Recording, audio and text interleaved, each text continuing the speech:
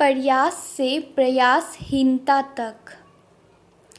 प्रसिद्ध रूसी ballet dancer वास्लाव Nijinsky का पूरा जीवन डांस पर आधारित था।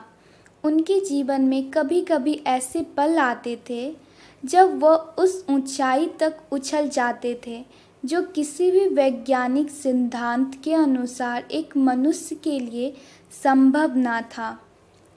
किसी की मांसपेशियां प्रदर्शन के चरम पर क्यों न हो, मनुष्य के उछलने की एक सीमा होती है, किंतु कुछ पल ऐसे होते हैं जब वह उस सीमा को पार कर जाता है।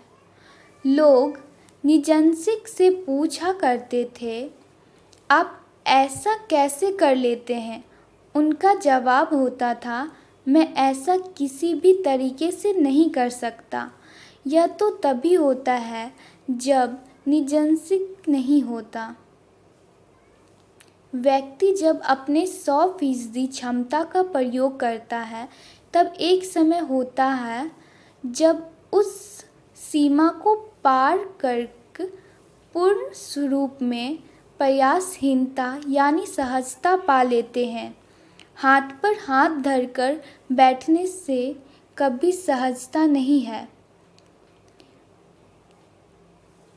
आजकल कुछ ऐसे लोग भी हैं जो कहते हैं कि वे जैन का पालन करेंगे क्योंकि इसमें कुछ भी नहीं करना पड़ता है। वास्तव में जैन में इतनी ज़बरदस्त गतिविधियां होती है जिनको करना कुछ ही लोगों की बस की बात है। इन गतिविधियों की लोगों के बस की बात नहीं होती।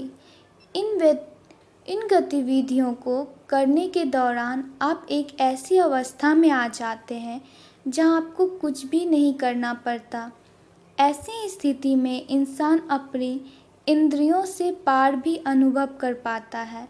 यदि कोई व्यक्ति निजिंस्की और उन जैसी लोगों की तरह कठोर परिश्रम करके उस स्थिति पा लेता है तो वे पल सदा के लिए अद्भुत पलों के रूप में याद किए जाते हैं। मगर यदि कोई एक अवस्था में प्रयासहीनता और सहजता की तीव्रता के कारण पहुंचता है तो वह एक योग्य मुद्रा होती है जहां वह इंद्रियां से परे अनुभव में लंबे समय तक बना रहता है। ध्यान का मूल मंत्र ही यह है कि आप स्वयं को तीव्रता के चरम तक ले जाते हैं जहां कुछ समय बाद आपको कोशिश करने की ज़रूरत नहीं पड़ती। आप उससे सरलता से कर लेंगे। मन और जीवन की इसी पूर्णतः गैर बाध्यकारी अवस्था में आंतरिक प्रतिभा के फलने फूलने के लिए ज़रूरी हालत बनते हैं। चूँकि समाज और व्यक्ति ऐसे हालात नहीं बनाते, इस कारण मानवता एक संभावना गंवाती चली आ रही है।